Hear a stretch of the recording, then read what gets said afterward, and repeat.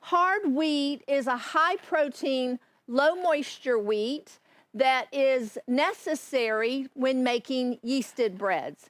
You must have that protein content to form the stretchy substance called gluten that is very unique to the wheat family. It's important that you have this higher protein wheat that hard wheat gives you, so that as this gluten develops and the yeast feeds on the wheat, it produces carbon dioxide gas, and this stretchy strands of protein capture this gas and allows the bread to rise.